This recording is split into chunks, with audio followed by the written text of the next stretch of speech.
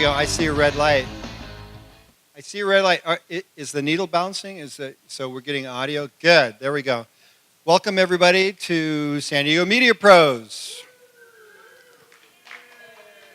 I'm your president, Tom Kinnaman, and we've been going through a lot of great revelations over the last year. We're our own 501c3 now.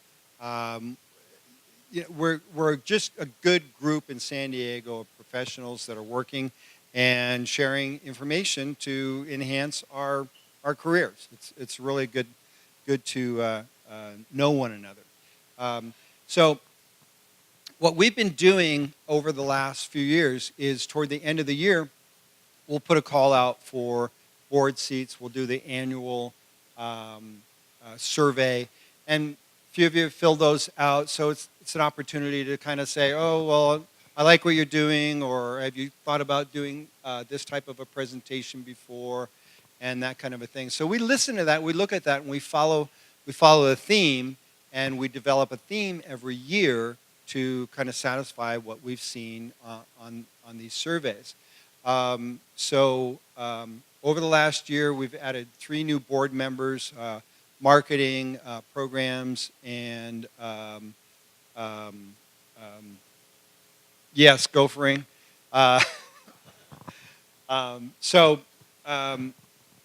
It's getting down to the wire now. So some of the board members are terming out.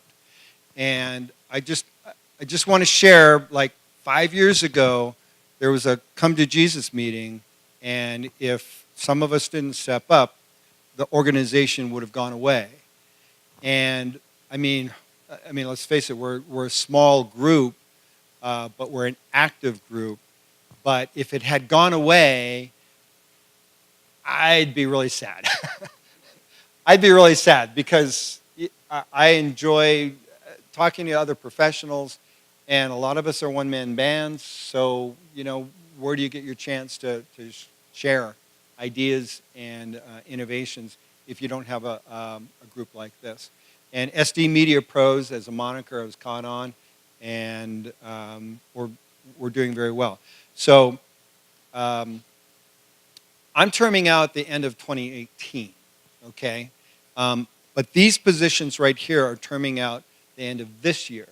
So basically what we're going to do is in the July meeting, we're going to do the survey, and then we want you to consider if you'd like to fill one of these positions, and I'll fill you in as to what their responsibilities are in a minute here.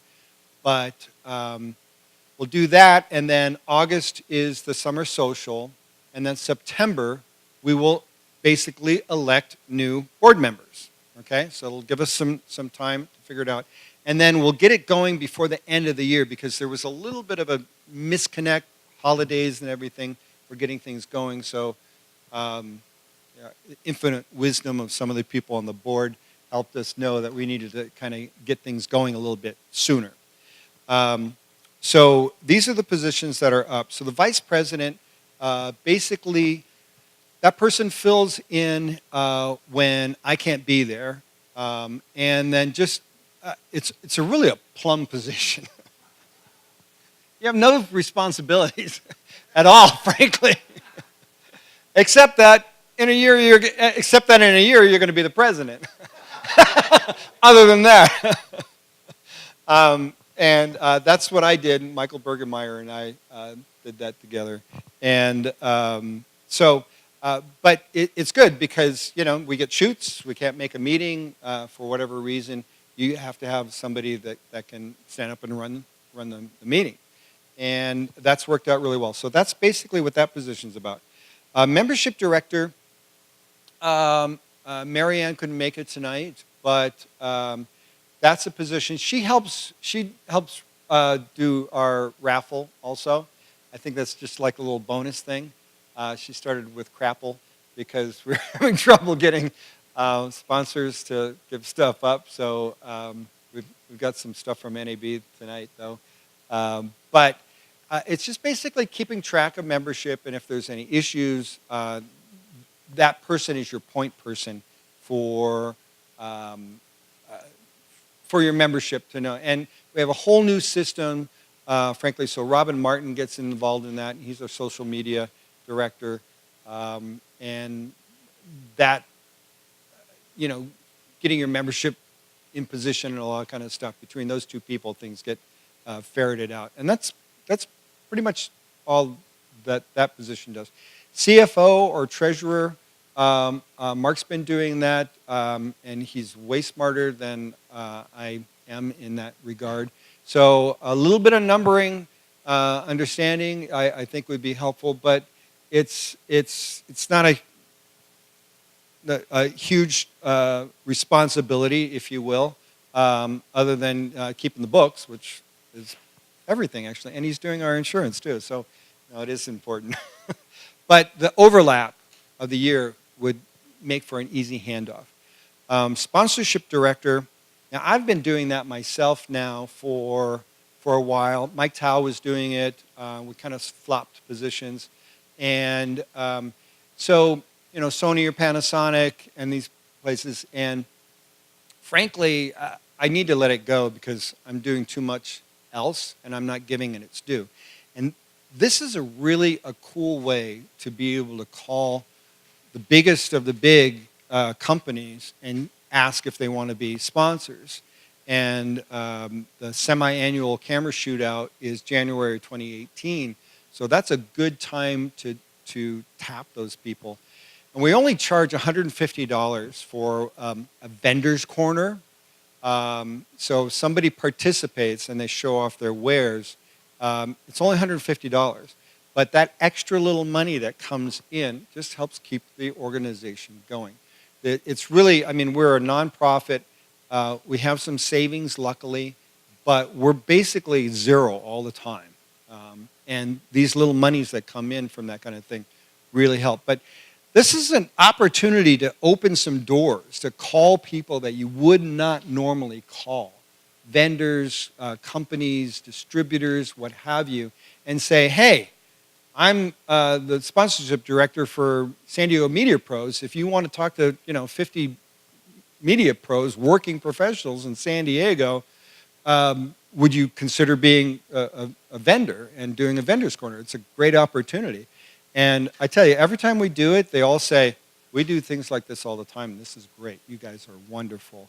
And that's an easy number, $150 is nothing. And we're on and up. So that's an interesting position, and I've enjoyed it because of that reason. But I need to move on a little bit. And so I think about that. Now, secretary, it's basically what you're talking about. You're taking the notes at the board meetings. You're keeping everybody on track in terms of how you manage your position on the board to keep things moving. And so she keeps us on track, or he keeps us on track to be sure we know what we're doing at the next board meeting and what we're doing for the next general meeting. And then social media manager, I'm finding now we need to reach out a little bit more in terms of getting our social media connection. I think we can get further out there. And somebody who's willing to do posts, to just, help us figure out what our message is, and we know what our message is. Okay? Dynamite. There we go. Yeah. Okay, you two can arm wrestle for it. There we go. All right. Perfect. So that would help, because you always want to. We want to grow our numbers, and we know there's a lot of value being shared here every meeting, and we want to grow our numbers and keep the organization strong. Adding new members, getting the next generation in, and the new people that are producing and could learn from. Media Pro Camp every year is just a marvel. Always learn something from my associates every single time, and it's an invaluable thing. So basically, everybody on the board is responsible for, this is the basic responsibilities, right? The board meeting, which is the first Wednesday of the month. and then the general meeting, and then you're responsible to work with another board member to produce 2 meetings a year, okay? Robin and I are producing this meeting. Robin and I went to NAB. You'll see us working together on the shoot. So we knew this, and we decided that at the board retreat, which is in January, very early in January, we do a board retreat, and we decide what's everything that's going to go on based on all the surveys and all of that kind of stuff. And so Robin and I worked together for this meeting, and then Mark and Keith Methvin are partnering on the next meeting, which is creating a motion in the frame of your shot. So that's it. Those are your responsibilities. It's been really, I mean, from the last meeting, it's been very, so, you know, you have to kind of do a little bit of work every once in a while, but you can take care of your regular stuff most of the time. But it's a great way to give back to the community. Okay? So think about that. Thank you. All right. So let's start. So that's kind of our business.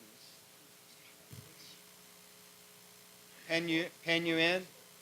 Pencil you in? Well, we'll see you at the social. So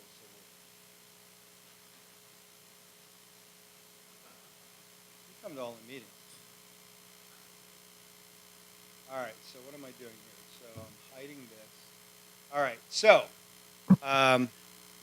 that being said, let me start you off here with one of the videos that we took. So we were thinking about 360 Fly, and actually, before I go on any further, I'm gonna, Jeff, I'm gonna have you say your little announcement also.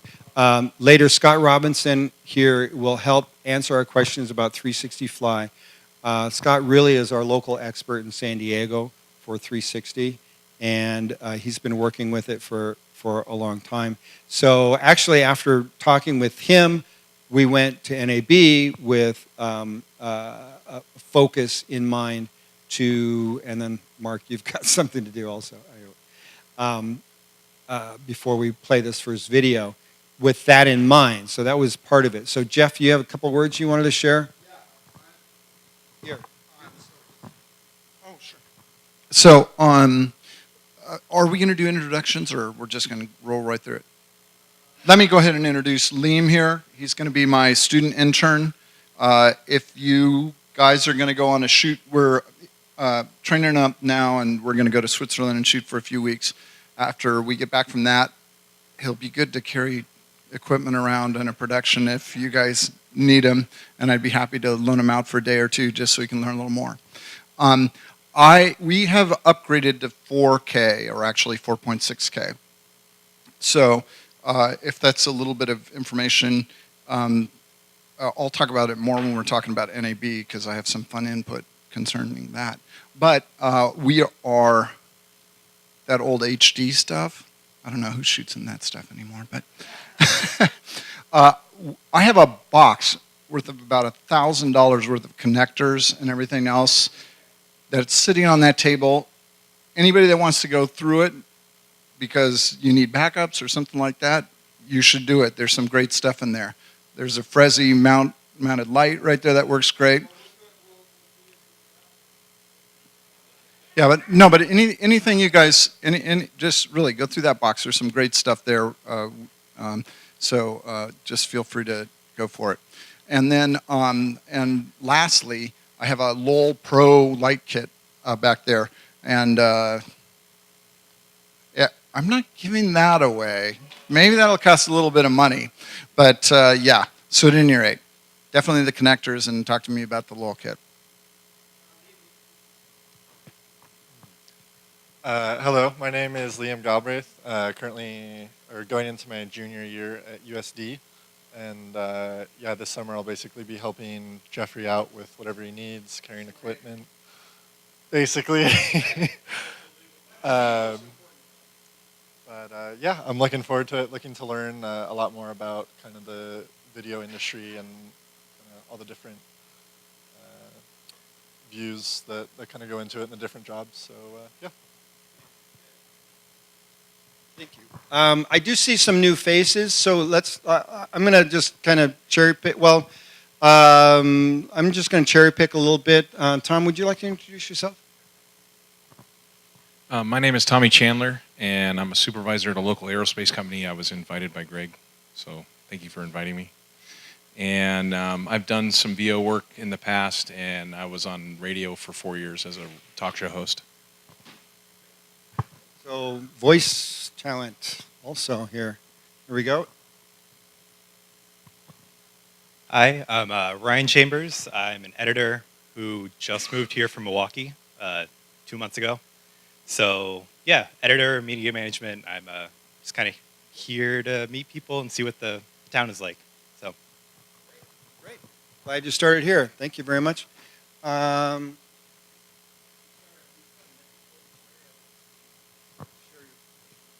Hi, my name is Jerry Hara.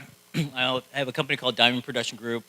We shoot for the networks, corporate, anything, everything. Been doing it for 15 years. That's it. So you'll use Liam when he's not with. Come with me, and hopefully I won't make you cry. Crying is not allowed, actually, but sometimes you come to it. I'm Jeff Freeman. I used to have a full-service production company called Broadcast Images. I still work under that name, but I'm a freelance network cameraman, basically, do some corporate video, and I'm usually busy, so I'm really lucky. Thank you. Very good. Sasha, we haven't seen you in a while. Announce your new position. Hi everyone, my name is Sasha. I've been missing from meetings for a bit, but I'm glad to be back. And I got a cool new job producing and editing videos for the California community colleges. So, yay! Been to wonderful Sacramento. Anybody else want to say hi? Should we accost the gentleman that just walked through the door? Please. Hey, folks. He wants to work. He wants to work and he wants to hire people. Wow, I feel like really important here. My name's Brandon Plants. You can call me B. I've been doing video production in town for about 20 years, on and off. I work with Eric a lot. I shoot, edit, direct, do everything just like you guys do. Anyone else need this? And away with the show. Hi, my name is Phil Ferrari, and I've been in the studio for a long time. And I have sad news. I got the notice of vacate. They're turning this studio into a art center. Yeah, we have new owners, and they're going to be painting. So it'll be very different here. So if you want to use the studio, you have until the first part of July, and then you have to bring your easel and your canvas and your paints, because that's what it's going to be. So, $10K. So anyway, thanks for coming, and turn it back over to Tom. Thank you, Phil. Okay. Should we do news you can use? Let's do. We just need to disconnect. Is all.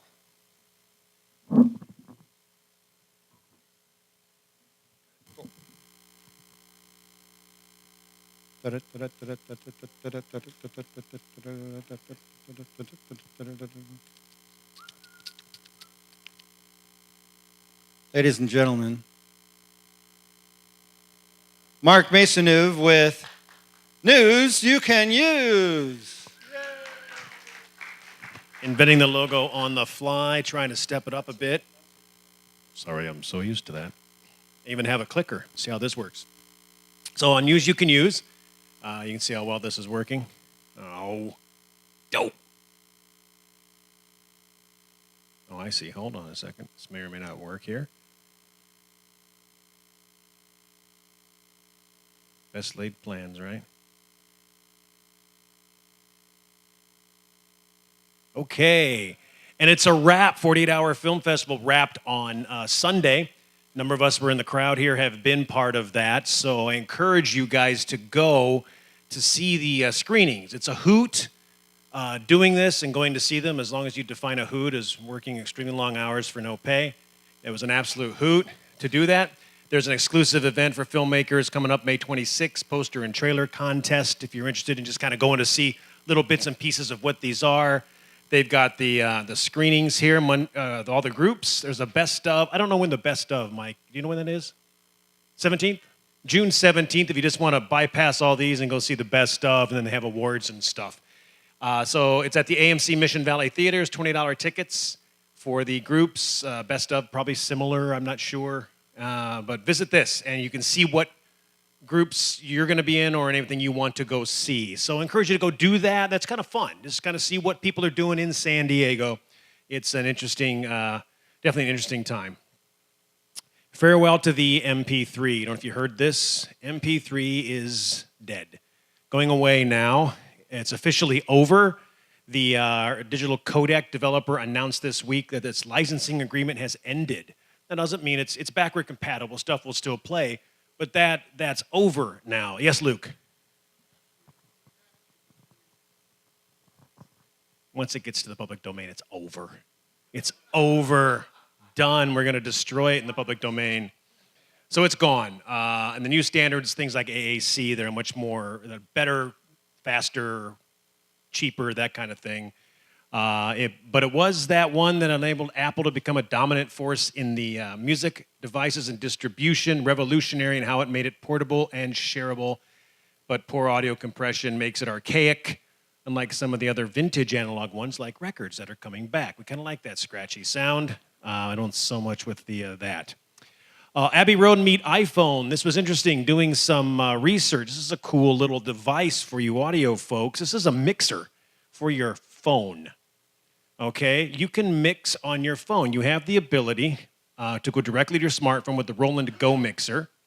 It has compact mixer for the Android devices, guitar, bass, mic, keyboard, and external audio devices.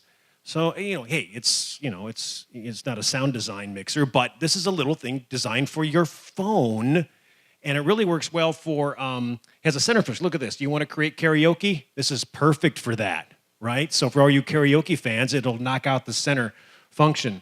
And it creates better audio for your social media videos, which is why I thought this is interesting. So you're out in the field, you're doing something social media, Facebook Live, whatever. This little guy right here, it's about $100. It's not horribly expensive to get this. So it's Roland's Go Mixer. They do some nice little things. This is a neat little box right here. There are 0 XLR inputs. How many are on your phone? Color me impressed. So this is interesting. All you people who do color and color matching of cameras, which is a lot of us. Sometimes you have a 2-camera shoot, 3, 4-camera shoot. You got to match cameras. You're shooting. I got my A7S. I got my Panasonic DX200, and I got to match it with that FS7. There's a company you may have heard of, Film Convert. Film Convert you can get. They have plugins that can give you film grain and color that looks like film or whatever you want. They now have a game changer called Cinematch. It's coming out in November. This bad boy, they say, in proof of concept at NAB, it give you 1, 2, 3, 4 cameras in a matter of seconds, no matter the camera types. You hit a button, 6 seconds later, it's going to auto-match color-wise your cameras. So you're not going to be sitting here going, oh, I don't know, and what curve, and move the black, and push in the put. No, this is going to be proof of concept in NAB. You can go on and look at it. There's a couple of folks. Eric Naso on News Shooter went in and did that as well, those who follow Eric Naso. So these guys got an award from him as one of the best of NABs. So this is coming, if all goes well, in November. And, sorry, Final Cut, it's coming to premiere first. The click of a button, match all, continue there. So, and I'm sure it'll be coming ultimately to those little lesser known edit tools. But for now, it's coming to premiere first. So you'll get that. So those are kind of the big news on news you can use, ladies and gentlemen.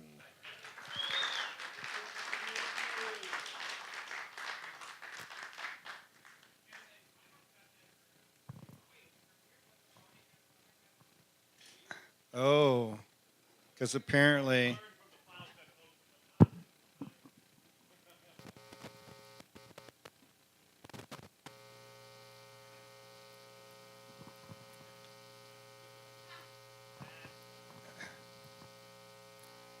Okay. All right, so sit back and relax here a little bit and enjoy. I wanted to. I brought the rig that we shot all of this on, and it was all shot on an iPhone. And while this is playing, I think I'll put it together because I'm sorry, I impressed the hell out of myself. Oh gosh, we had people looking at our little funky little rig. All right, so here we go. Here's the first interview. SDMediaPros here at NAB 2017, and we're at the new Insta booth talking to Eli. Eli, tell me about why and how did Insta come about to develop this new camera? Sure. So I think right now there's everybody acknowledges that what the VR industry really needs right now is a lot of compelling content. There's a lot of the technology is there ready, but we just need more creators to start using it, and we need cameras that are built for creators, that are easy to use, and that are going to empower them to make stuff that that draws people into this amazing new form. Right. So, one of the questions I have is the knitting process. When you're putting it together, I understand it's pretty much a PC world, number one, to do that, not a Mac world to do that. And what processing power do you need to really make that work? Sure. Yeah. So something very great about this camera, like you said, stitching is one of the things that that people are going to have to learn when they get into this. This offers real-time stitching, so that's something that if you want to go live, Live 360 is going to be one of the major uses for this. If you want to go live, it's going to be stitched in real time on board. That's what you see happening on this display back there. So there's no work on the part of the user at all for that. If you're making a narrative experience or something where you want more fine-grained creative control, then we also have a dedicated stitching software and editing app that in fact can be used with both Mac and PC, and we have an Android and an iPhone version of our control app as well that you can be using to control this camera. So the stitching is very versatile. If you want something quick that you pull the card off the camera and you've got a ready to watch still or a ready to watch video, that will get you there. If you want something where you are digging into the details and you want the highest quality stitch possible, then you just pop it onto your computer from the memory card and you're ready to go. Excellent. Well, thank you very much, Eli. Sure. I appreciate it very much. Anything else you want to add? The other thing I think is really is worth noting about this. So it's got real-time stitching, which makes it a great live device. The other thing is that it's stereoscopic. I just want to make sure that it's clear that this is a stereoscopic 360 camera, max resolution 8K. So it's maximum resolution 8K, 6 lenses. We're stitching together a stereoscopic image that is far more immersive than your monoscopic 360 images. And for a device this accessible, there's really nothing else that's going to bring you such a simple user experience. And it's also at a very reasonable price point because we really want to encourage a lot more creators to start using this form. I understand the price point is pretty reasonable. Tell me what it is. It's very, very reasonable. So it's $3,500. And as I mentioned, for something that's giving you such high quality stereoscopic 360, there's nothing else that's offering that experience. So this is the Insta360 Nano. It's a plug-and-play 360 camera for iPhones. As soon as I plug this into the Lightning port, we pull up our camera app right here. I've got a camera mode, a video mode. Let me just take a quick picture with the camera mode to show you guys how this works. So I can first preview my image. I've got this panorama down here. There's you guys filming me. I'll take a picture.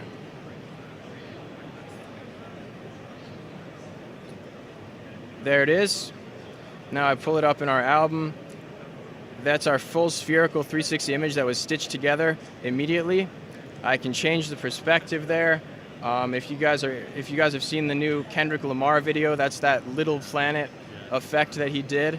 So you can do that, and then you're ready to, after you've taken a picture, As soon as you've taken a picture, you can share it on Facebook, Twitter, any of these platforms. If they have a native 360 display technology, then you can just show it right on there. If not, then we can host it on our server, and you can share a link, or you can take a screenshot of an angle you like. What kind of resolution is it? This is 3K images and 3K video as well. The great thing about this, I think this is one of the strengths of this camera, it is amazingly good for 360 live streaming. So if you guys have begun to experiment with Live 360, this is fully integrated with Facebook. As soon as you link up your account, I can go live directly from our app on Facebook. Same deal for YouTube.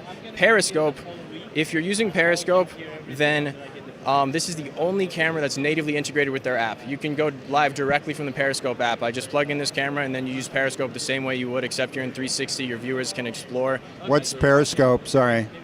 Periscope is a live streaming platform. It's a dedicated live streaming platform and community that's owned by Twitter. So the other thing, Twitter now supports 360 video and 360 live streaming. If you want to go live on Twitter, then you should be using Periscope. That's How much is this little gizmo? This gizmo is $200, which is a great deal.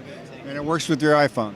It works with your iPhone. We have an Android version as well, called the Insta360 Air. I'll show you one last really cool feature that's something unique about this device. This has onboard real-time image stabilization that's using the iPhone's gyroscope. So I'll show you without stabilization first. I'll turn this off. And you'll see if you watch an imaginary horizon on this preview image, it's very, very unstable. You've got that seesaw effect. There's like a sine curve going on back there with the horizon. It's very uncomfortable if someone's watching it on a VR headset. And also you're going to be using a lot of bandwidth with an image like that if you're live streaming. So if I turn this on, you can see that it's far... So it's pinning the horizon. Exactly. It's making it far more stable. It's going to be much more comfortable for your viewers, and you're also going to save bandwidth because there's less change between each adjacent frame, so you're not going to need to transfer as much data. It is by far the easiest way to get into 360 live streaming, and it's so easy to use.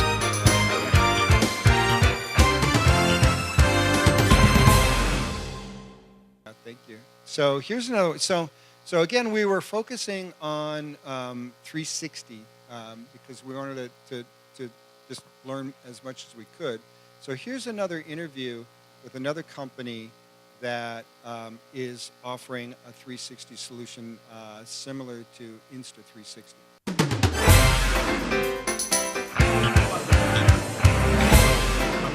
Hi, this is Robin with SDMediaPros. I'm here with Tarif from Nokia or Ozo? Nokia, perfect. Nokia Technologies. Ozo is their camera product. Tell us a little bit about the Ozo 360 camera. Oh, a year ago, let me start a little bit earlier. 3 years ago, the team, we have a couple of visionary people, and actually one of them here is on stage.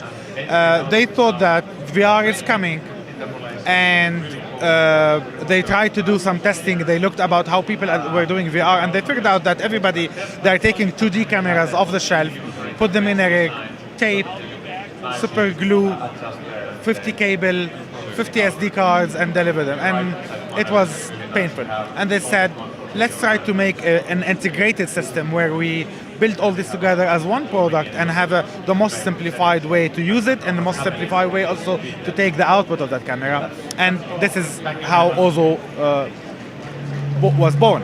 How can you then feed that into like a live broadcast or something like that? So when we released Ozo last year, we released Creator Basic Live Stitching. Most of customers said, how I'm going to use it in real time? You know, stitching now requires clouds and render farms, and then the team quickly went on and we delivered Ozo Live. And it was at the beginning pure real-time stitching just to serve the purpose. But today, we took Ozo Live to really way where we started last year. Exactly a year from now, we were demoing Ozo Live from outside from the lot, and now we're demoing it with Coachella. So 3 Ozos were there for 2 weekends at Coachella, filming concerts live streamed to YouTube and to other places.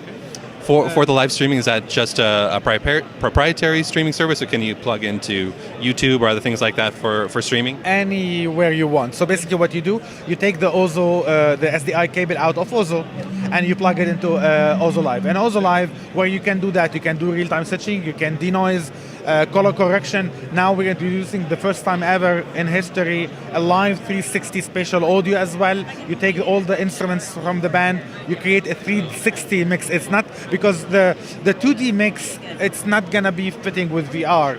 We need a full 360 mix, and that's what we do now. That's what you can see behind you. And also, we before, we used to deliver a great image, and then when it gets streamed, it gets really low quality. So what we do now, we deliver 4K per eye, which is the highest possible, and we introduced also delivery, which is a way to optimize that, deliver the same high fidelity, high quality image over lower bitrate all the way to the user. So where we started by helping people to capture, and now we're really helping people to capture, to process, to deliver, and to experience as well at the same time. What other uses besides just live events and big fancy concerts like Coachella? What other types of applications do you see for the product? I was watching last week which is my favorite team. They lost, but I was watching the Barcelona game, and when there was a shot when Messi got hurt, and I saw Ozo in the background. So it seems that UEFA are using Ozo for the live streaming. So hopefully soon will be coming available for consumer. In US, we've seen it at the NBA last year. If you saw it in the it was a very nice emotional actually when Hyundai did that initiative at the Super Bowl. They wanted the American troopers in Poland to feel that they are sitting with their family in the stadium. So what they did, they put a mom and a child on two seats, and they put Ozo on a seat in between them. And then the dad was sitting in front of him. He put the headset, and he said he saw his wife here and his son here. He felt like he's watching Super Bowl them. This is the kind of experiences that we want to really deliver, because VR, it's not a passive experience. It's very empathetic. You can make you feel like you are someone else, or you are yourself with some people you like on a place you like. And every application that requires you to be involved, immersed within VR is going to be successful. Awesome. Thanks so much for your time. Thank you so much. Yeah. Have a good one. Thank you.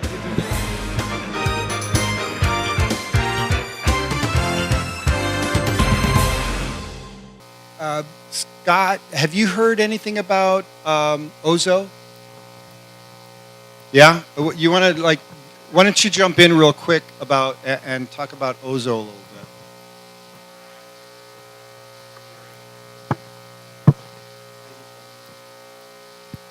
Can you guys hear me? It's working? Okay. As he was rambling on, he's talking about how great it is at live. And the question was, is it good at anything else? The answer is no. It's good stereoscopic live camera, as he said, onboard stitching, color correction, all that stuff in their proprietary software. The first versions of the Ozo were decent because they were the first versions of any 360 VR live stitching. Anything 30 frames a second max, etc. The resolution was not that great. Stereoscopic viewing was a little fuzzy. Not a lot of good things coming from the Ozo. I recently heard that they upgraded their firmware to where they now have a much better product. I have yet, I'm scheduled to check it out soon, but I can't confirm that the improvements are huge. You want to make a comment about the Insta360? Sure, yeah, let's talk about the Insta360. That is my favorite right now. Okay. However, yeah, untested, not available. Nobody has it. Really? It's supposed to be out end of this month, which we're coming on the end of this month. It should be on. It's on. It just needs to be turned up. Sorry. Hang on. I can get a little closer. Maybe. No, I'll just turn it up. It's the Insta360 is one of my favorite. As he mentioned, it's stereoscopic, but it's only using. It's only using. There you go. We got 6 lenses, so the chances of parallax between lenses is reduced. Onboard stitching, if you want, that's huge. For live streaming, which Ozo can do, but so can the 360, the Insta360 Pro, but it also has the opportunity to bring down 6 individual video feeds that you can later stitch in post-production if you've got some high action scenes or something crossing between 2 cameras. You can make sure that that stitch is perfect. Whereas the live stuff, the onboard stuff, not the best stitch all the time. Okay. Yeah, all right. Those are the overview of the Insta360. Definitely my favorite right now. I've got 2 on order. There you go. Do I have yeah. them yet? Well, No. I knew that, and that's why I wanted Yeah. to focus on getting an interview with them. Yeah. And okay. What about the iPhone mount camera? What? iPhone mount. Oh, sure. The Oh, that Insta360. little guy. Yeah. Yeah. Cheap, right? Yeah. Cheap. Live stitch for live reporting or live events. That is more of your candid camera on the go kind of shoot. What do you call it? Shoot and run and gun kind of stuff. I think if you wanted to do an event, see, the challenge is when you're doing something for hire, you pretty much have to go to the next level because somebody's going to go, is it going to look like that? Yeah. You know, and I think there's another version of it, if you will, like the previous version of that's a Kodak. That's there. the Kodak, but we'll talk about that in a bit. Yeah, but yeah. I think that's the difference. I think that has to fit in a certain category.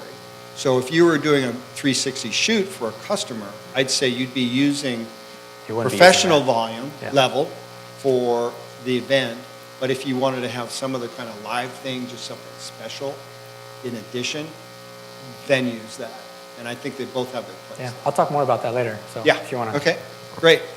So we moved on. I'm going to show you. I think I'm going to just skip the GTEC. So GTEC did in fact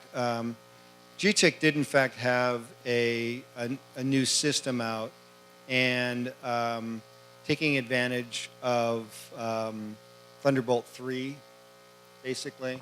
So I mean, I have a couple Thunderbolt 2, which are affordable still, right? So Thunderbolt 3, I have one that looks just like this one on the right here. That's Thunderbolt 2. That's a 8 terabyte. And then they were showing off the big guy here also. He was testing it. Oh, this is interesting. I wish I'd recorded it, but you see on the far left over here, he's got his own 360 rig right there. Yeah. And we were talking about it, and he was talking about the processing power it was taking for him to pull everything off of this. And, you know, you got to have fast drive, blah, blah, blah, to make all that work. So that was very interesting. I'll play the light panel one. You know, light panels are not cheap, but for the first time I saw something there that I thought that I would be interested in if I really needed a real kit. You know, that's a kit, a solid kit. He talks about a few other things, but this is a solid kit that that any of us could use very comfortably, I'm sure.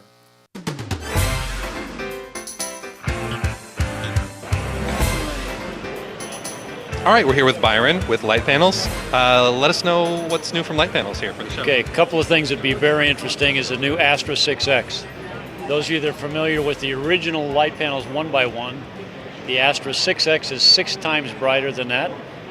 It's 40 to 50% brighter than the currently selling Astra. Still with tremendous color control, tungsten to full daylight, and available with DMX control, Bluetooth control, or of course manual control. How's the power consumption on that for that greater output? The power consumption is actually a little bit less. Really? So it's using more efficient LEDs. So we're pulling about 4 or 5 watts less than the currently selling Astra, which means if you've got the same intensity with today's Astra and the new coming in July, 6X, you're going to be running on 40% less battery power, so your battery lasts 40% longer. It's great, and you have the same kind of battery options, V-mount, cold mount, all that stuff. Cool. What else in terms of like light kits and things like that is like? So 2 light kits that might be interesting. One is the Caliber kit. The Caliber is a small 2-inch Fresnel, so it does manually focus from spot to flood. The 3 light kit comes with three lights, 3 little pixie stands that 1 regular mini stand or baby stand, power supplies, gels, and barn doors. So this is a Lycos bicolor. Uses the same technology as the Astra in terms of the LEDs and the lensing, and it's also bicolor. So it has a nice little LED display, shows intensity and color and temperature. This produces output about the same as the original 1x1, but in a very light form factor. And the 3 light kit comes with 3 lights, 3 stands, a soft box, and with or without batteries. Without batteries, street price is going to be a little less than $2,000.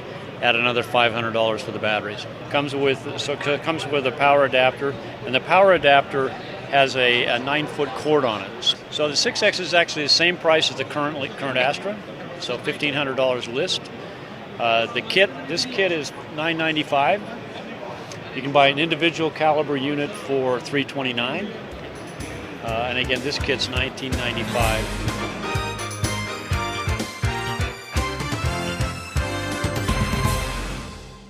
Okay, so that's our last video from NAB. Any questions in general about NAB? Thank you, thank you. Robin and I were rocking it. Thank you.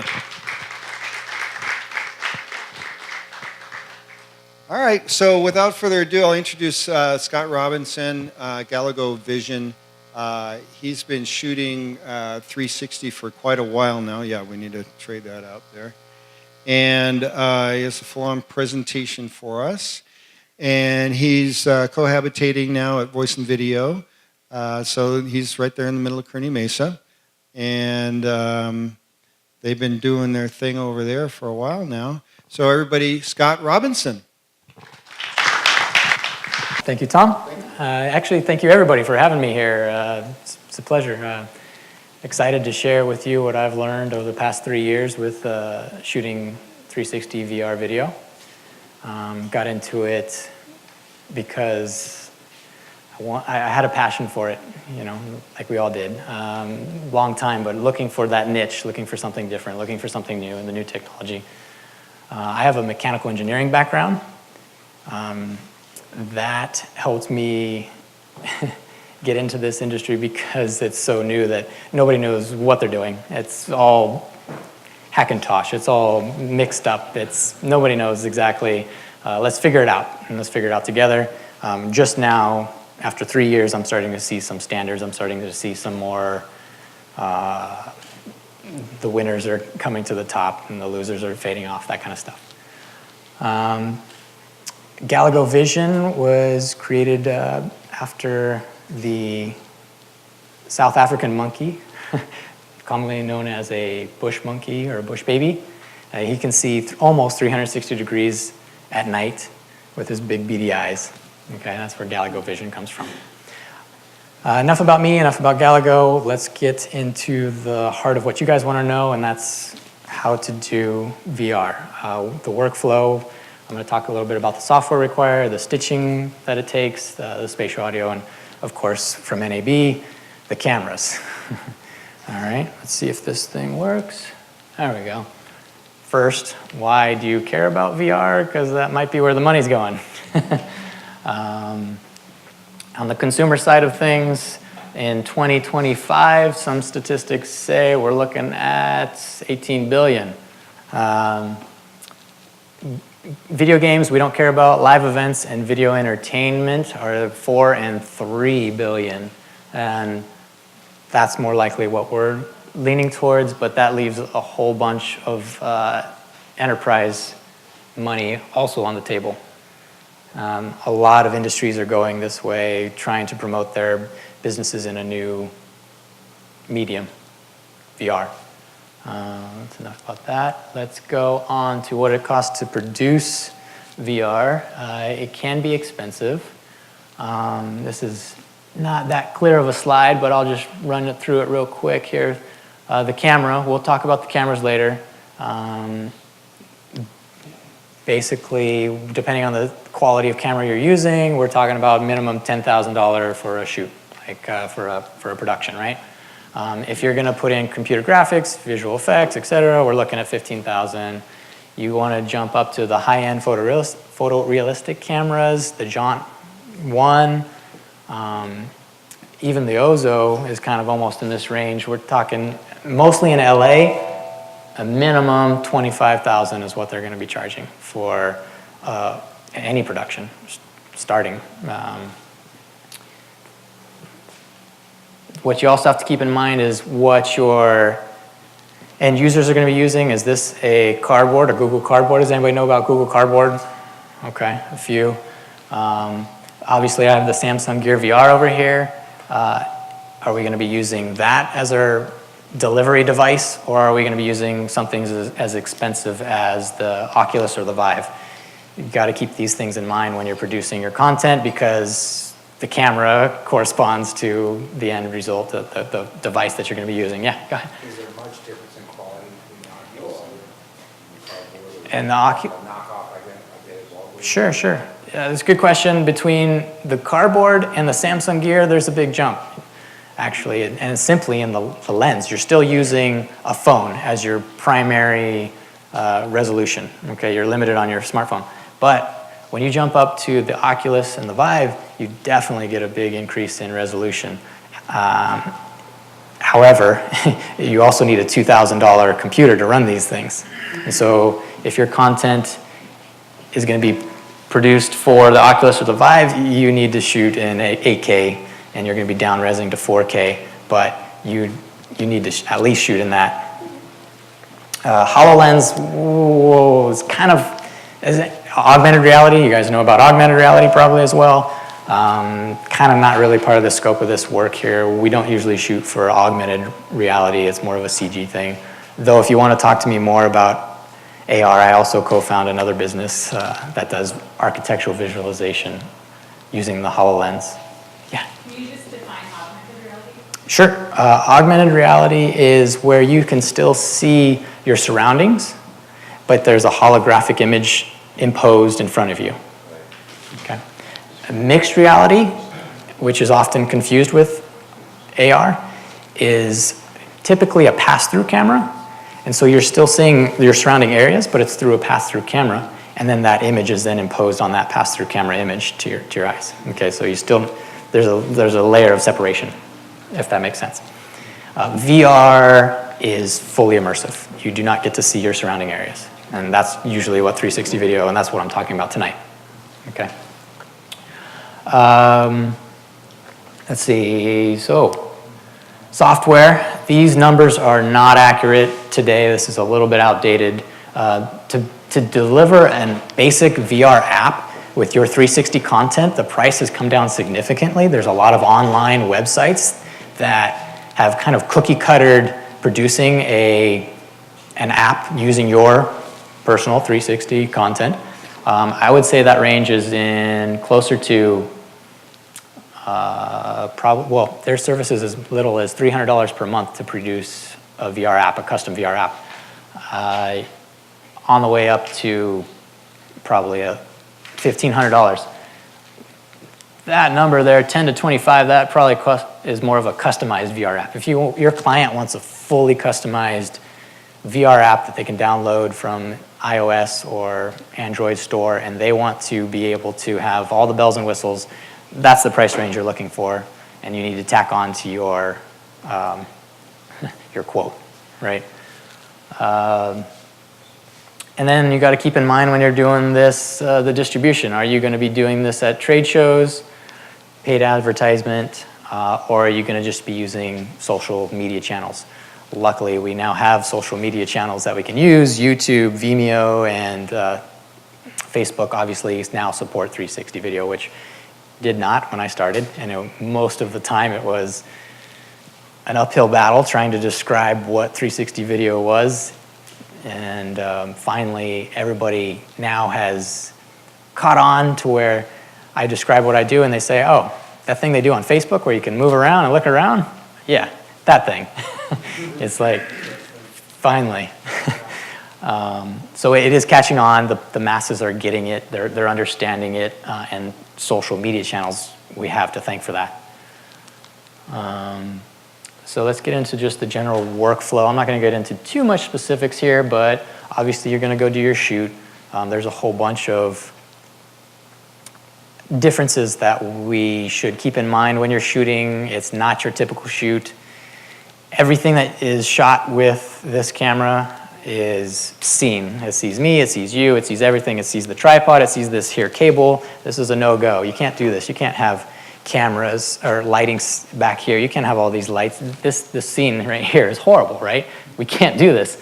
It's just not traditional. And that's the only point that I want to get across. It's inside out. It's inside out. It sees everything, which I've found is a disadvantage for many traditional 2D content providers and producers, which you guys might find as a challenge. I'm just going to be honest. I had less of that kind of a background, more of a mechanical engineering background, and I found problems, I find solutions. The trick is to hide this stuff. And so that's why I've created this light here too as well, but we'll talk about that later. You do the shoot, you got file storage. We're talking a lot of data. You guys thought 4K and 8K was big. Let's multiply that times 6 or 16 or more. Keeping that all together on, well, some of those drives that we saw, those will come in very handy. Thunderbolt 3, necessary, this kind of stuff. There's software to help us with that. Workflow, working down the workflow, you do the rough stitch. That is something you do yourself, you do it quickly. You can do that on site with a powerful laptop. Take a look at what you've got, make sure you've got the action that you wanted. There's going to be seam lines, it's not going to be great, but at least you know what you got, and you're going to use that footage to do a rough edit. After you've done your rough edit, you then go back to those rough stitches and say, okay, I need this part of the rough stitch. I'm going to fine stitch that. And that takes money, that takes time. It's not easy. That can cost some money, but we'll talk about that later. After your fine stitch, you go back into your editing program of choice and do the nadir patch. That's basically to get rid of the tripod, or if you left a cable out or this kind of stuff, you need to remove all of that. And make sure that you're doing that after you've already done your fine stitch, because you can't go back and forth. We're all comfortable with masking things out and whatnot, right? Yeah. Final edit, standard 2D kind of thing, color, visual effects, audio. If you want to inlay some 2D stuff, that's when we do that. And then you got to keep in mind your delivery platform, and so you're going to be outputting to Facebook, YouTube, whatever you're going to be outputting to. Not all output formats are the same. Actually, none of them are the same. So you're going to be outputting the same video master to a YouTube type file, something totally different for the HTC Vive. Like you asked earlier, resolution-wise, you're going to be able to bump that way up because you've got a PC that's playing your 4K video. You can bump that way up and have a much better experience. Mobile, browser, it depends on where you're outputting this to, but you're also used to that. So I mentioned software to help us with file management. 360 CamMan is awfully helpful. That was put out by Hero 360. It helps you do the things that I mentioned, file management. If you lose, let's say, one GoPro overheats and you have a file that's corrupt or something like that, your whole shot's done. You can't use it. So file management is very important to also, along the whole process, make sure that you're getting all 6 feeds or 17 feeds or whatever it is. It becomes an exponential problem. I should probably back up a little bit and mention that I'm talking about GoPros right now mostly because that's kind of where this all kind of stemmed from. Everybody was like, oh, let's do it. Let's figure out how to do it. Let's put it together. Well, we got GoPros with 195-degree lenses on them. Let's see how many it takes to put together. They did. Oh, wow, this kind of works. Cool, okay. Are they the best device for professional production? No, absolutely not. But so many people did it, and it worked, and some software was out there to make it work.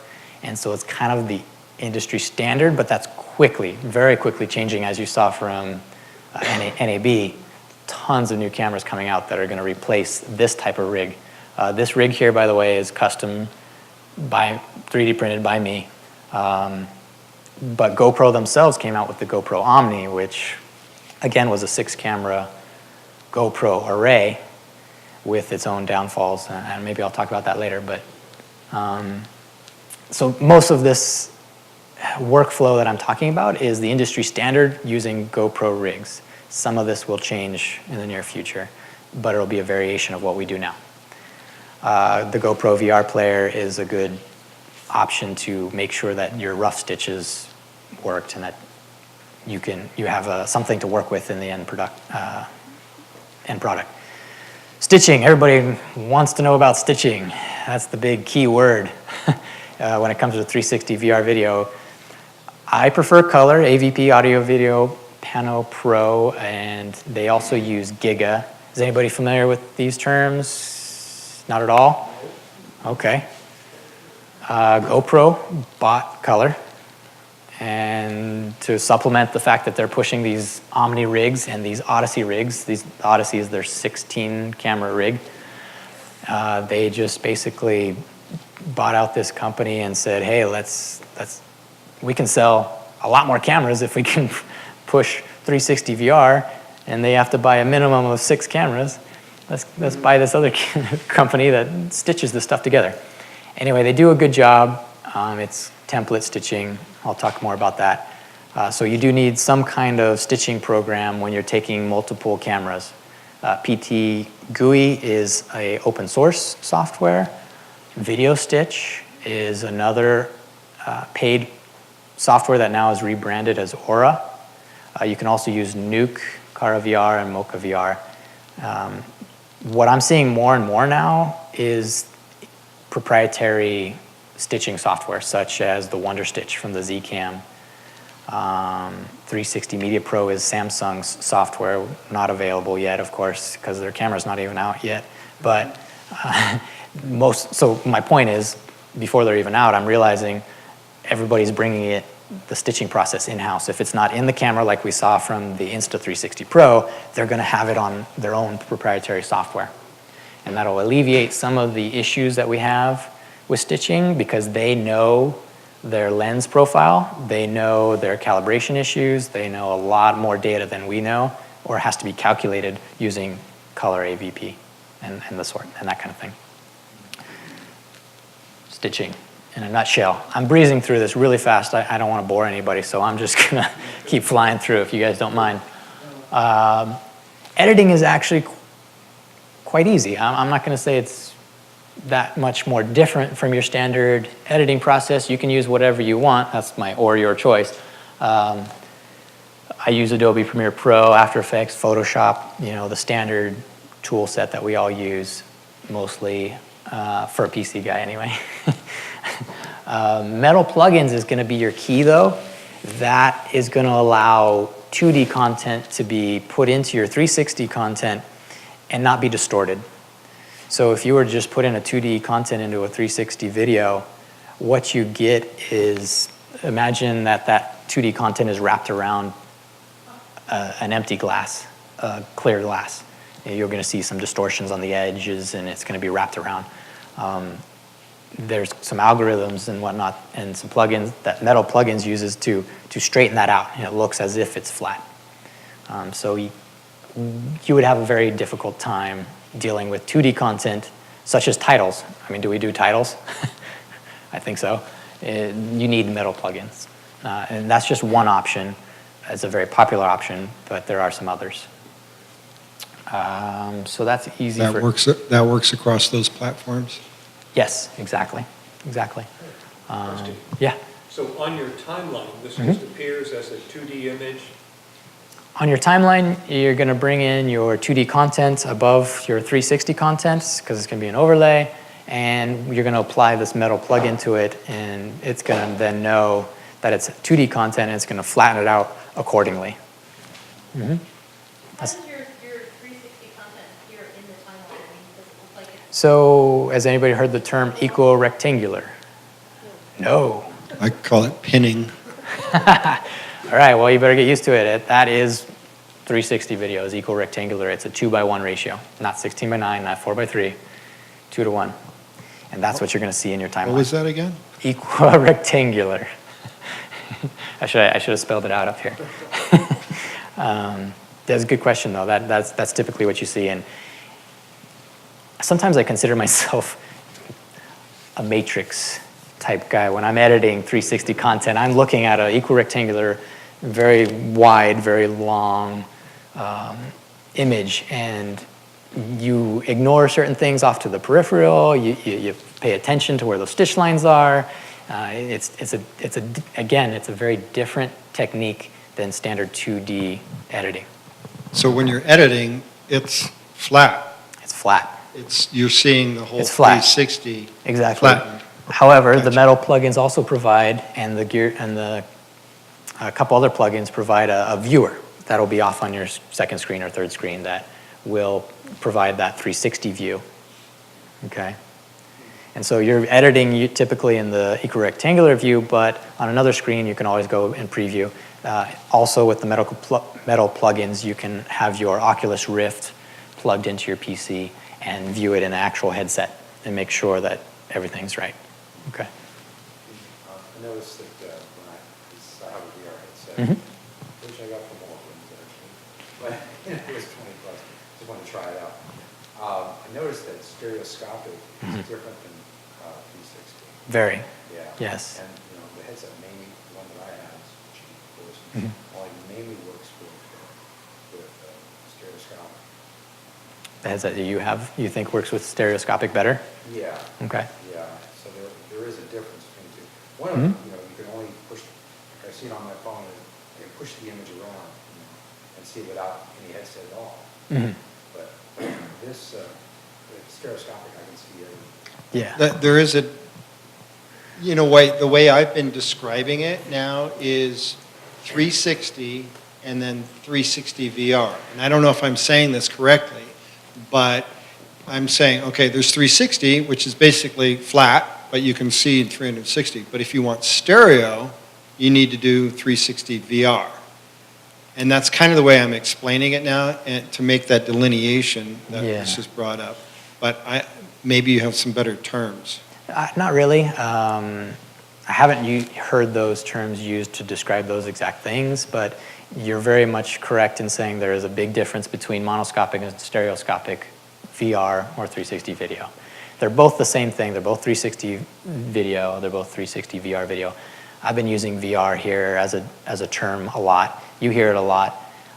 To be honest, if we wanted to go back to definitions of VR, MR, and AR, VR is really more CG generated. It's more for gaming, honestly. Okay, so really what we're talking about, if you wanted to get down to it, is 360 video. Okay, but the term VR is thrown around with 360 video so often that most understand 360 VR video as the same thing. There is a big difference between stereo and monoscopic, and we'll talk more about that in the camera section of the differences, but you can only see stereoscopic in a headset. And I think that's what you're referring to. But you can see stereoscopic video in any of those headsets that I pointed to earlier.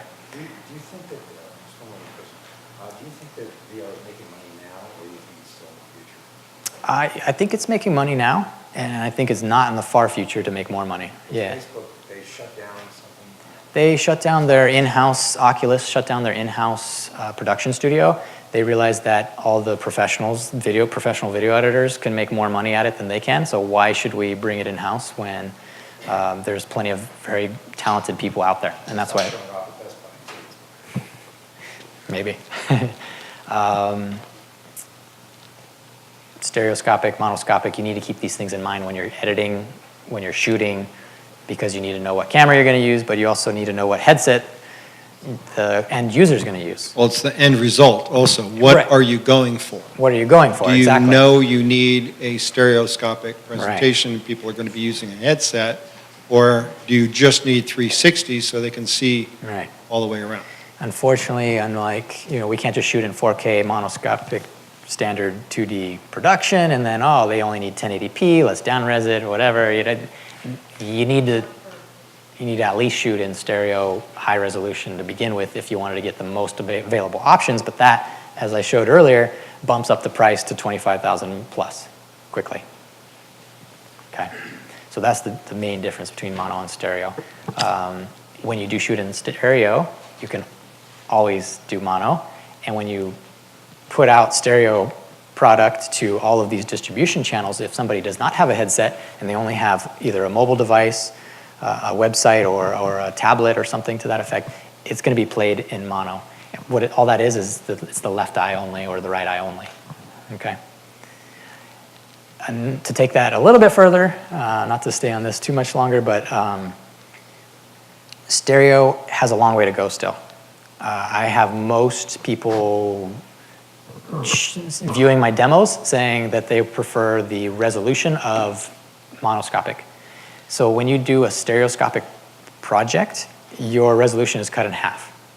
And the reason is the H.264 codec has a max resolution vertical, I think, of what, 4096 pixels. And so what happens for all of these distribution channels is they take, and you put your left eye on the top, and you put your right eye on the bottom, and you get a 4096 by 4096 square, no longer a 2 to 1 ratio, it's a 1 to 1 ratio, but your resolution is, on the vertical, is reduced by half. And so people prefer them at this point in time until a new, better codec, maybe it's H.265, bumps that up. They prefer monoscopic. So, but to future-proof, we might need to get a stereoscopic camera. Okay, let's move on. Stitching, I know it's such a key element and a big word that's thrown around, so I'm going to put another slide up about it. The rough stitching versus fine stitching, like I mentioned before, you can do it yourself if you're doing the rough stitching. The fine stitching can be costly. The good news is there's a lot of companies out there now that are simply providing the service, and they will do for a minute of stitch video $1,000, $1,500. And again, that's part of the process of the workflow. Make sure that you got the section of the video that you want, and you only send off that part, not your B-roll, not everything else, just what you want, because it's expensive. All right.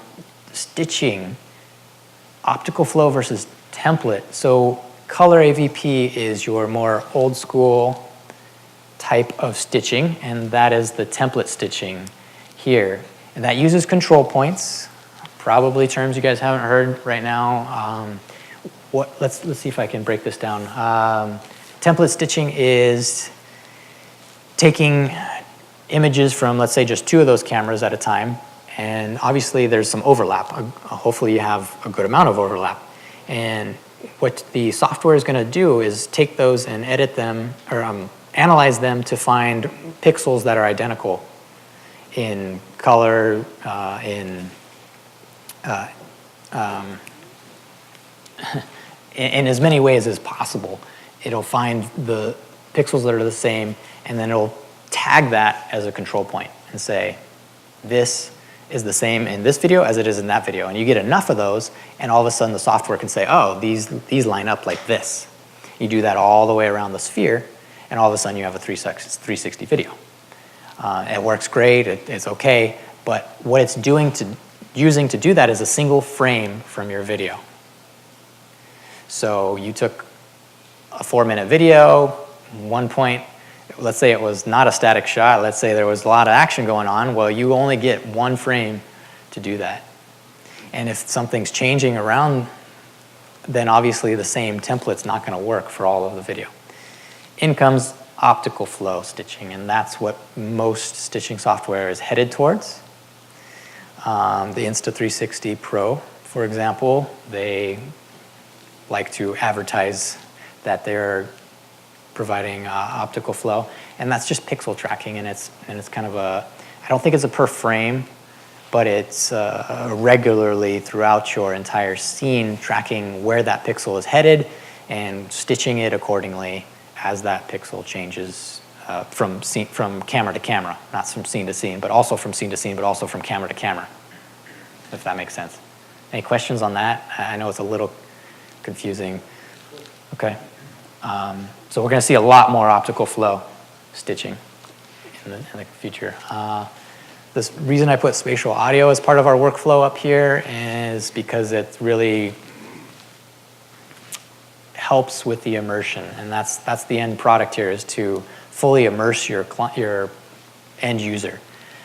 And it's great with the video. It's really neat that you can look around, but if the sound doesn't match, you lose it. Your audience loses that immersion.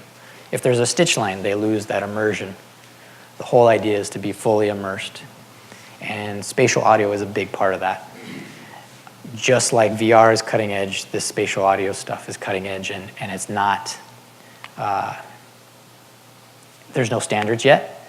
What I'm seeing is that ambisonic as a, what's the term? Not a codec, it's a format, let's say, as a format of audio is kind of heading towards the top. And what's neat about it is it can be decoded into many different formats. It can be back into Dolby 5.1, et cetera, et cetera. But you need to capture the ambisonic. And what's different about ambisonic is that it's not just your horizon, audio from your horizon. It also captures what's overhead and what's below. And that's the biggest difference. It's a full sphere of sound that's captured. How do you do that? The Zoom H2N is kind of the go-to right now for the cheapest option. You probably already, anybody have one? A couple? It's pretty good at it. The H8 can do it. The industry standard though is the Sennheiser Ambio. And that is an all-in-one solution with 4 outputs, I believe, of XLR. And that's something that you'll put underneath your rig, somewhere like, let's say here, oriented correctly. And it's kind of like, that's it. That's all you need to do as long as it's oriented correctly and your #1 camera is oriented. Okay, that's great. It does a great job, but let's say it's not oriented correctly, or you want to add in some other sound from sound effects. Well, that's when the digital audio workstation comes in. You guys probably use these regularly or have a sound engineer that does it anyway. Pro Tools, Logic. What I should have done is put these plugins right here under Pro Tools and Logic because these are required to deal with the ambisonic, and then also put your 360 video at the same time next to your DAW editing process, so you know what's front and what's back. I'd recommend finding somebody that knows how to do this. It's a whole nother. It's like 360 VR video, but all over again, because now it's for audio. It's the same hassles. It's the same learning curve that nobody really knows yet, and there's a lot of people trying. There's no standards yet. Like I mentioned, I believe ambisonics is going to come up top because of its versatility, but I could be wrong too. There's other custom, or what's the word? Proprietary? Not proprietary, but also specialized. Facebook 360 Spatial Workstation specifically does 360 audio. Like, that's what it's for. That's what they came out with. It's free for PC and Mac now. So there are free options out there. Rondo 360, again, that's all it does. Whereas these other two, which I should have put under here, these are just plugins to deal with 360 audio with tools that your audio engineer already knows. Okay. But if you want to go this route, start from fresh, then you can go that route too. All right, that's enough about spatial audio. Question? So in the video, when you say you're told to have the glasses on, and you turn to your left, and there's a crowd over there, will the audio become louder? Yes, and I apologize. I probably should have backed it up a little bit. I'm flying through this, but you're right. The whole reason that you do spatial audio is exactly that. As you look left, if there's a drummer over here playing on the left, I will hear that drummer. If I look Turning away from the sound. turning away from that drummer, to take that same example, he will become softer, but also he will also be in your left ear only because he's still on your left. Right. It's not just on-off. No. It's a whole range between, if that makes sense. So when you're rigging up your camera, we need to be figuring out what audio solution we're going to rig with the camera. Yes. Yes. And Very orient it correctly, or else you have to fix it in post. Hey, Scott, Yeah. you mentioned Nokia Uh-huh. was good for live, Mhm. but you said it's not good for doing storytelling stuff. But Nokia does have 8 microphones, if I'm not mistaken. Yeah. That goes along with each camera. And it's all raw, recorded. Mm-hmm. And the first software that came out was shortcoming, but they have upgraded it. Mhm. The dynamic range is so much greater now. You can see the comparisons. Mhm. So I'm just curious, we don't have to take up the time here, but I want to ask you, why is it that you think the Nokia is not a good camera? Live, but... Right, for other stuff? Yeah. I've heard it's a really good camera if you wanted to go outside of live for reliability. Tough, freezing situations, something that a GoPro rig, something that a lot of these other rigs cannot handle. And so it definitely has a lot of strengths in extreme conditions. And to answer your audio question, I don't have an answer to. No camera that I have dealt with or know of yet records natively in ambisonic format. Okay? So yeah, it has eight microphones. That's great. So does the Samsung, it has 6. So does the Insta360 has 6. They all have a ton of directional cameras, or directional microphones, but do they record in an ambisonics format? The only one that does that is the Sennheiser Ambio right now. Will they be able to with a hardware or a firmware update? Potentially. Yeah, potentially. The Ozo is not a bad camera, don't get me wrong. I don't want to rush, but it's almost 8:40. Yeah, cool. Let's keep it going then. Cameras, last section here. Different rigs for different stuff. If you're going to do extreme stuff, use the Ozo. If you're going to do a tight section, you're going to need something more like this, where there's only 2 cameras.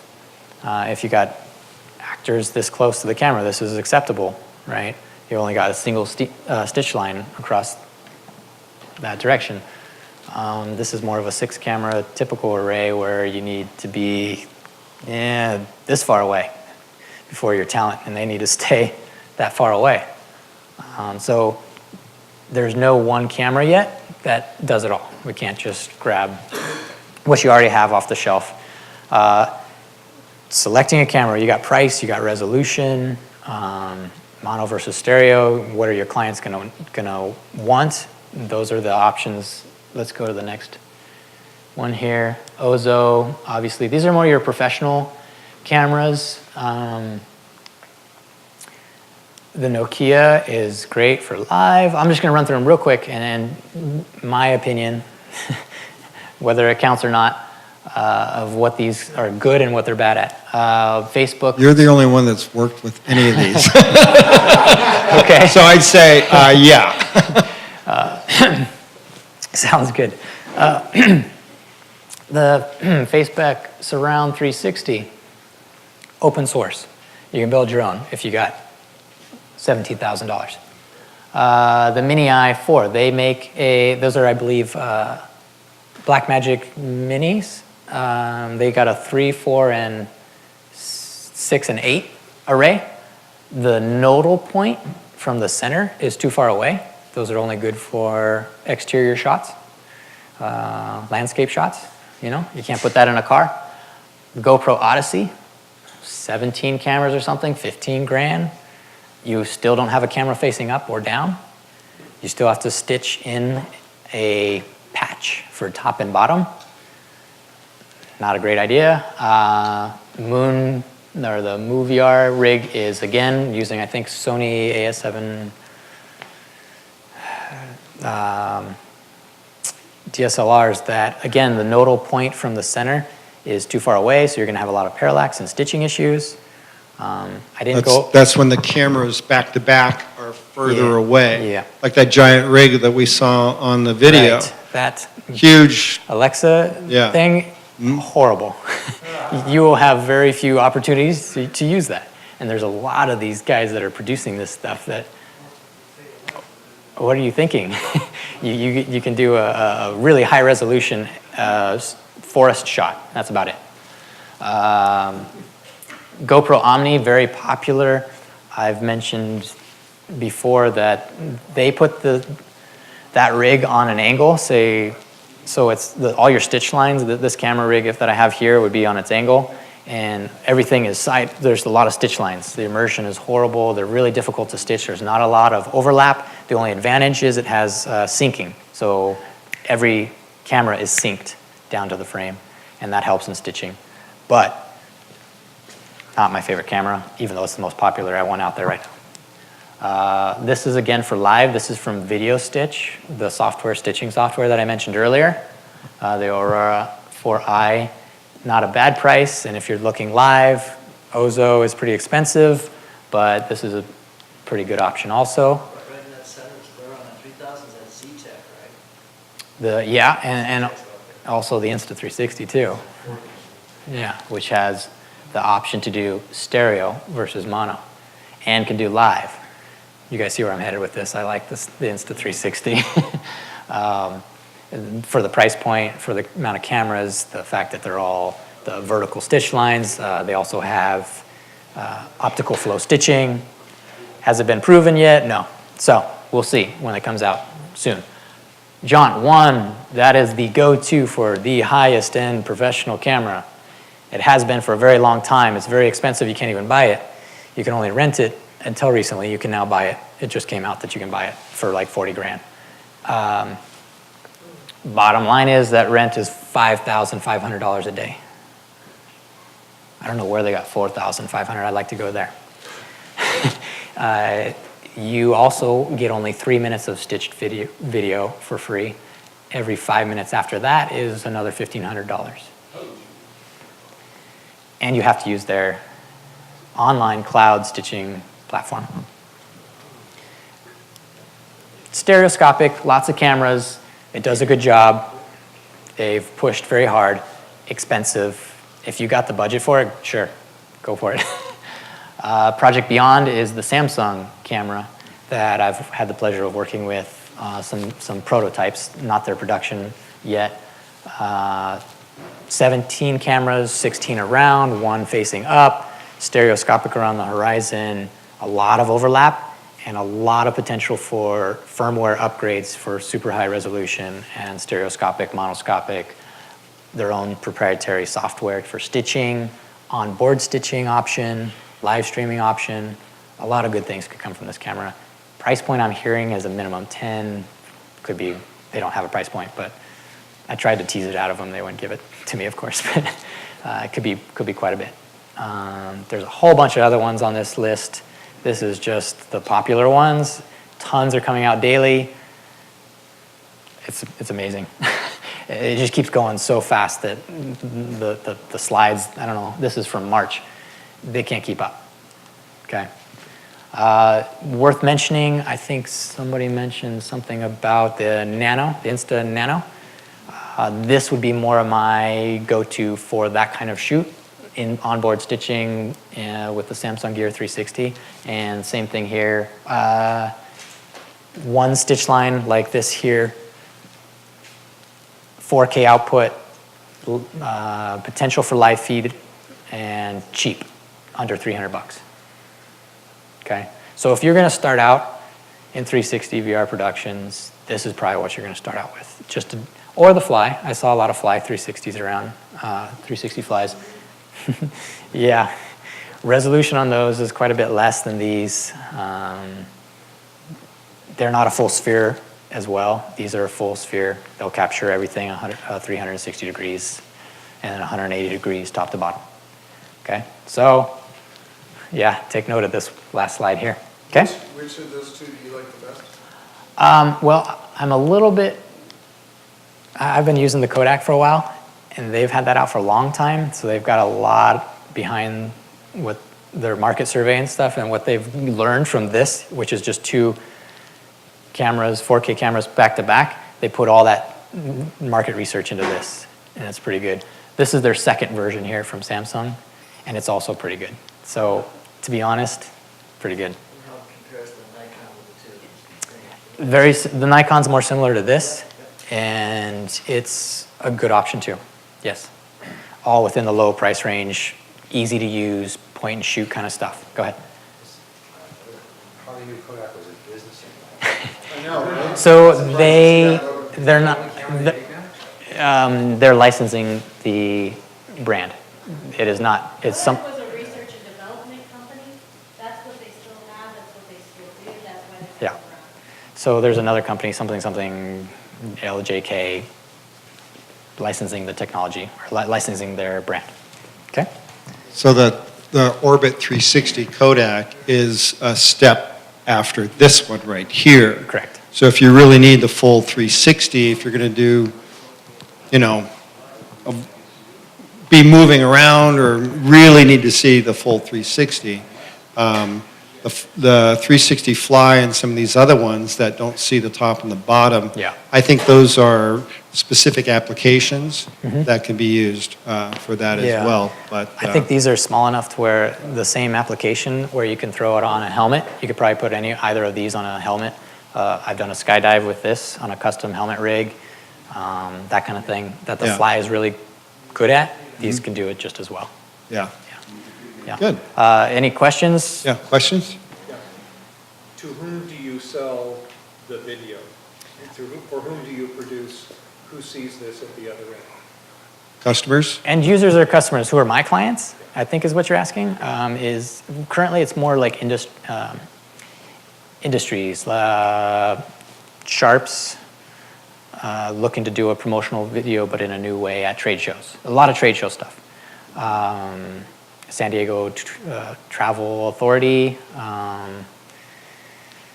What are some other ones? A recruitment video for LAPD. That's a big budget one coming up. Acco Engineering. They just want to show off their facility in a new and exciting way and take somebody off of the trade show and put them in-house, like in their facility, even though they're at a trade show in Las Vegas. That kind of thing. That's currently the trend.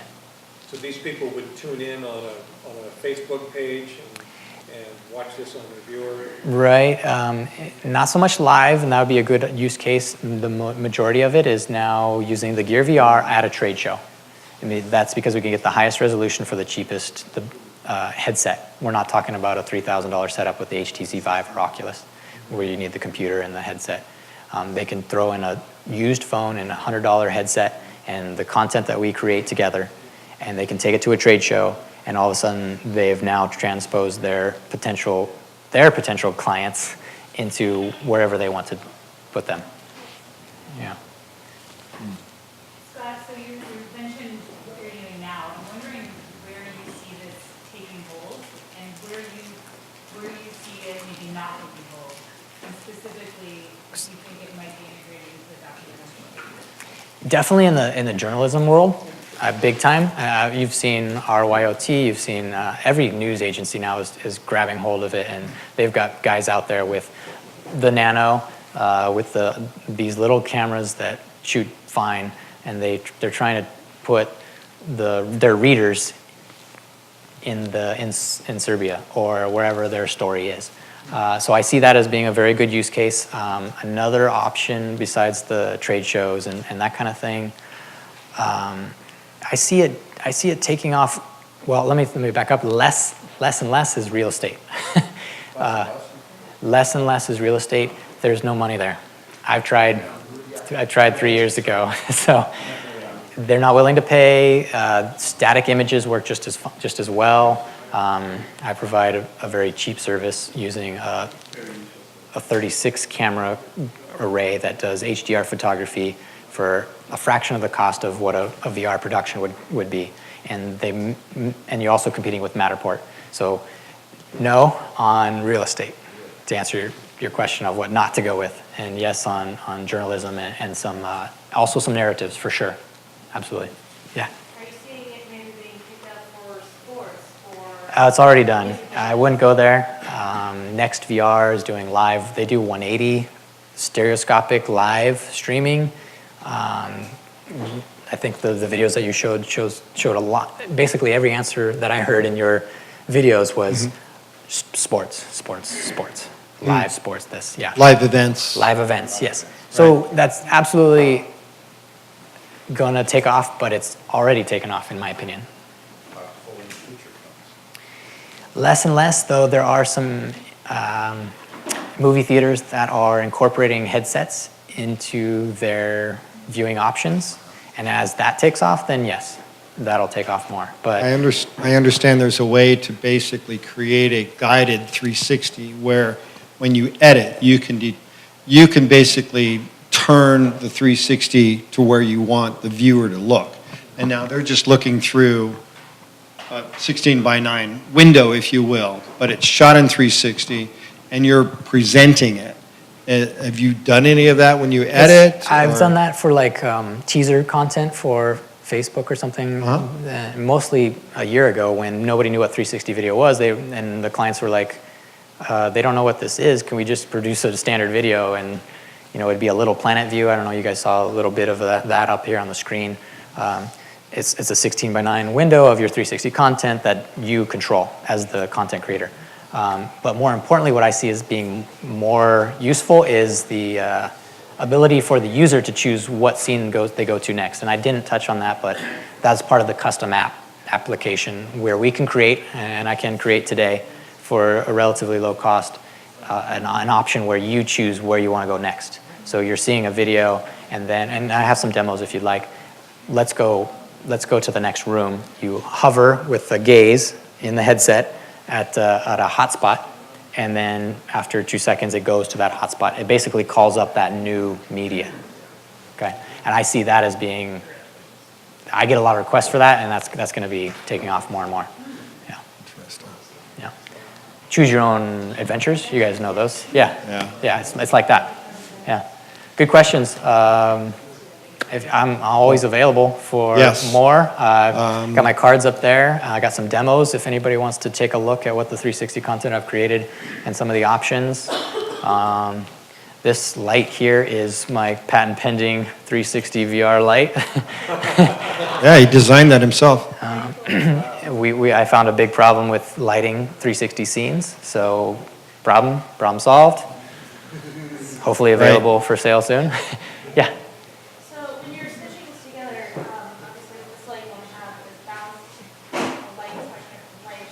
Right. Do you ever run across the problem where there's a spot where it's dark on one camera and light on the other? Never a non-stitch unless it's pure black and there's no detail. You need detail to stitch an image together. But yes, we do definitely get low exposure, high exposure, and the software actually, the color AVP does a pretty good job of actually compensating for that. It'll kind of find the medium and increase some exposure on some cameras and decrease exposure on others. Yeah, that's good. Excellent. Well, thank you very much, Scott. Yeah. Wow. So much. We do want to have a little raffle action. So here we go. We got some fun stuff from NAB and Convention Land.